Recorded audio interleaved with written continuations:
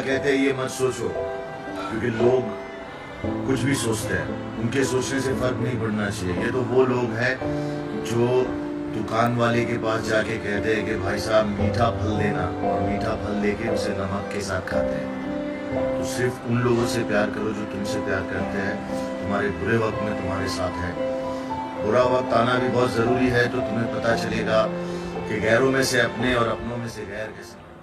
नमस्कार दोस्तों, मैं विनय दुबे मुंबई से। इस इंसान को तो आप लोग जानते ही होंगे, शायद भूल चुके, नहीं तो बहुत पहले इन्हें जेल से बाहर आ जाना था। कहीं ना कहीं आपके अंदर ये याददाश्त की कमी है, जिसकी वजह से बहुत सारे एक्टिविस्ट आज भी जेलों में सड़ रहे हैं। आपके लिए आवाज़ उठाना और उसका खामियाजा व्यक्तिगत भुगतना, ये भारत के एक्टिविस्टों के बीच में बहुत से आम बात है। इसमें कोई ऐसा आश्चर्यजनक चीज़ नहीं है। सोशल मीडिया पर मिलियंस फॉलोवर होना और जेल जाने के बाद गिने चुने लोगों की आवाज़ उठाना, शायद यही कारण है कि आज हक की आवाज़ बोलने वाले बहुत कम बचे हैं। जिनकी ज़मीनी स्तर पर पकड़ है वो कानूनी पर भी दबाव बनाकर बच जाते हैं, लेकिन जिनके पास सच बोलने के बाद, हक बोलने के बाद भी लोगों का साथ नहीं मिलता, ऐसे ही कुछ लोग एजाज खान हो जाते हैं। 26 महीने जेल में काटने के बाद, वो भी उस जुर्म में जो इन्होंने किया ही नहीं।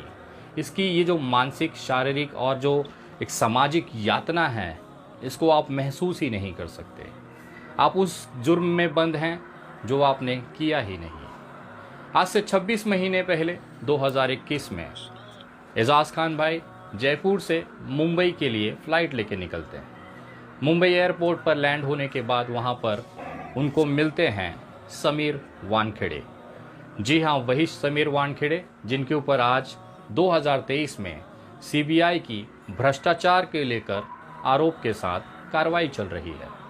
आरोप यह है कि शाहरुख खान के बेटे आर्यन खान को झूठे ड्रग केस में फंसाकर करोड़ों रुपए की वसूली करने का उद्देश्य समीर वानखेड़े पर था, जिसको लेकर आज सीबीआई ने मामला दर्ज कर जांच के लिए प्रोसीडिंग की है।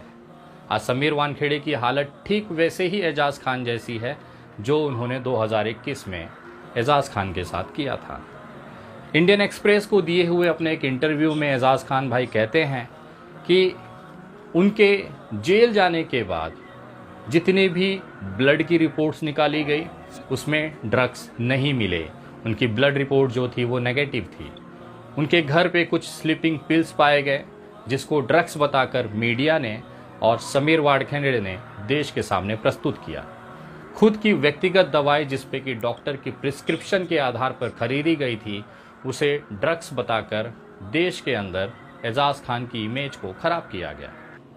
हो सकता था ये चीज़ें मीडिया द्वारा मैनिपुलेटेड थी, लेकिन कानून, कोर्ट के अदालत के अंदर जब गवाहें और सबूत रखे जाते हैं तो वहाँ पर भी जांच के दौरान पुलिस को कोई भी ऐसे सबूत नहीं मिले जो ये दिखाते हों कि एजाज खान का ड्रग्स का सेवन या फिर ड्रग्स की पेडलिंग करना, वितरण करना, बेचना जैसा व्यवसाय वो करते हैं। यही कारण था कि चार्जशीट के अंदर भी ऐसे कोई पुख्ता सबूत एजाज खान के खिलाफ एनसीबी और समीर वानखेड़े प्रस्तुत नहीं कर पाए।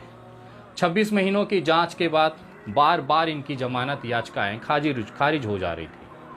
उसके बाद एक दौर ऐसा आया जब न्यायालय ने भी पूछा कि अगर आपके पास कोई पुख्ता सबूत नहीं है तो आखिर आपने एजाज खान को गिरफ्तार क्यों किया। एजाज खान के वापस एक बार अपनी तरफ से जमानत याचिका दायर की, और इस बार कानून और अदालत ने ये चीज़ को माना कि सबूतों के जो अभाव है उसकी वजह से एक इंसान को हम लोग जेल में नहीं रख सकते, और आखिरकार उनको जमानत मिल गई।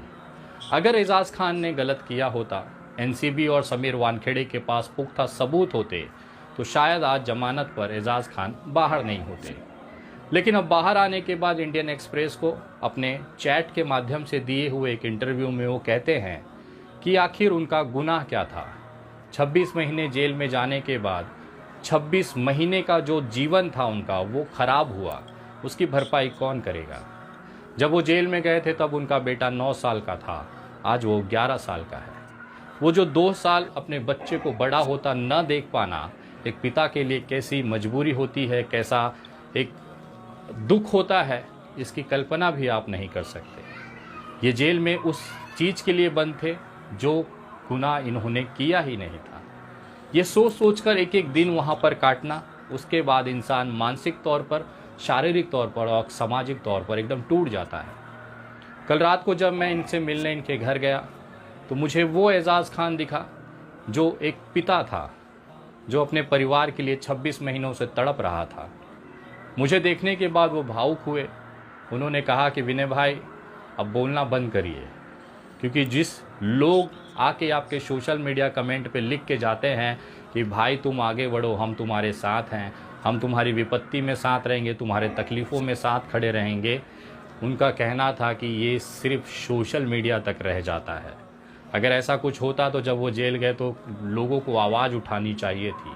हम जैसे छोटे मोटे कार्यकर्ताओं ने लगातार उस चीज़ को लेकर आवाज़ उठाई, लेकिन जनता है कि उनकी याददाश्त बहुत छोटी होती है। शायद यही कारण है कि आज देश के तमाम जेलों में ऐसे हक और सच बोलने वाले लोग आज सरकार के कानूनी फंदों में पचड़कर वहाँ पर आज सड़ रहे हैं। उमर खालिद भाई को आज 980 दिनों से ज़्यादा हो गए। उनकी गलती केवल इतनी थी कि उन्होंने हक की बात की थी। आज तक वहाँ की स्थानिक पुलिस और जिस भी धाराओं में इनको गिरफ्तार किया गया वो धीरे धीरे साबित नहीं हो पा रहे हैं और मामला उमर खालिद के पक्ष में जा रहा है। बहुत सारे केसेस में उनको जमानत भी मिल गई है, लेकिन यूएपीए जैसे कानून के अंतर्गत अभी भी उनको जेलों में रखा गया है। मामला चाहे उमर खालिद का हो, चाहे एजाज़ खान का हो, ये दोनों में एक बात बहुत कॉमन है कि ये लोग सत्ता के विरोध में गलत होने के बाद डंके की चोट पर बिना डरे बोलते थे, हक बात कहते थे, सच बात कहते थे। शायद यही कारण है कि सरकार की आंखों में ये किरकिरी बनकर खटते रहते थे, और यही कारण था कि इनकी आवाज़ को बंद करने के लिए सरकारों के पास केवल एक हथियार होता है, वो है पुलिस। आप बेगुनाह हैं, ये आपको साबित करना है। पुलिस एक आरोप बनाकर किसी की ज़िंदगी खराब कर सकती है। अगर उदाहरण देखना है तो आप एजाज़ खान के केस में देख सकते हैं। आज समीर वानखेड़े जो चीज़ें झेल रहा है वो उसके कर्मों का फल है। चाहे आर्यन खान का केस हो, चाहे एजाज़ खान, चाहे नवाब मलिक और तमाम ऐसे तमाम लोग, जब एनसीबी और ड्रग्स विभाग में रहते हुए समीर वानखेड़े ने ऐसे लोगों की ज़िंदगियां तबाह की, बिना सबूत, बिना गवाह, बिना कोई ठोस आधार कर, केवल शंका के आधार पर इनको 2-2 साल, 3-3 साल जेलों में सड़ाया। वही सब कर्म, उनकी जो बद्दुआएं हैं, उनके परिवार के जो आंसू हैं, आज समीर वानखेड़े की ज़िंदगी को तबाह करने पर कानूनी तौर पर लगी हुई है। वो कहते हैं ना कि ऊपर वाले के कोर्ट में, कानून में, अदालत में, लाठी में आवाज़ नहीं होती। शायद यही कारण है कि किसी समय समीर वानखेड़े इन्हीं सरकारों के दामाद बनकर घूमा करते थे।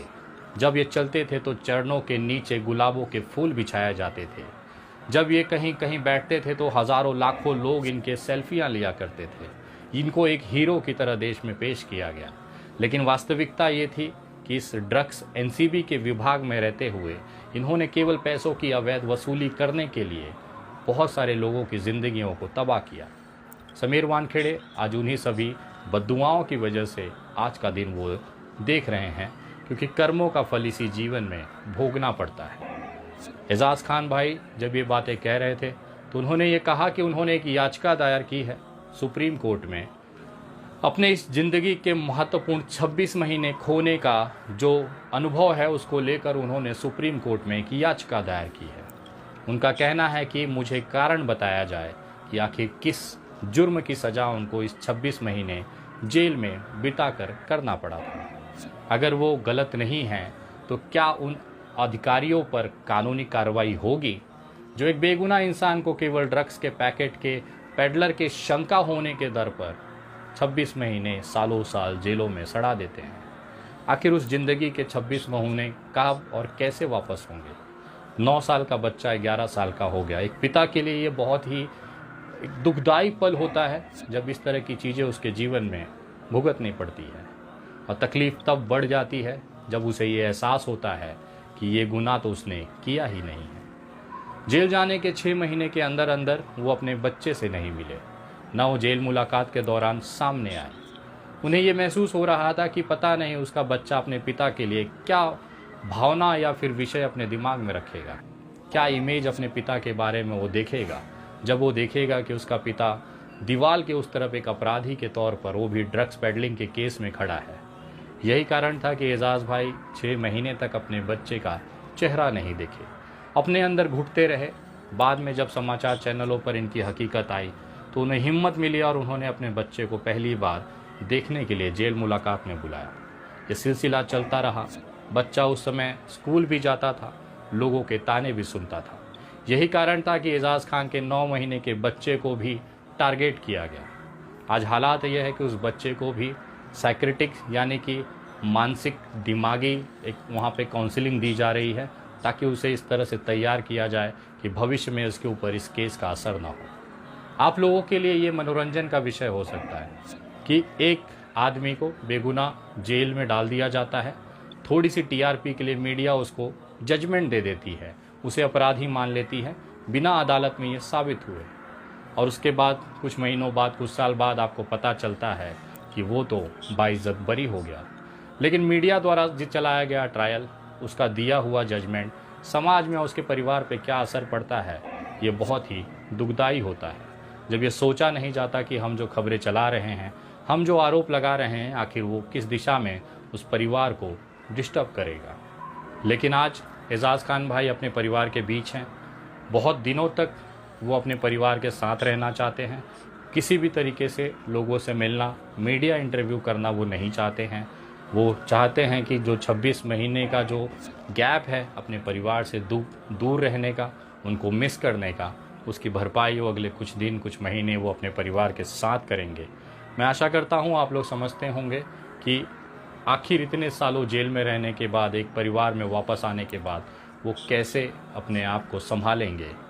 हम तमाम लोग, पूरे देश की जनता जो एजाज भाई में विश्वास रखती है, आज भी उनके साथ खड़ी है।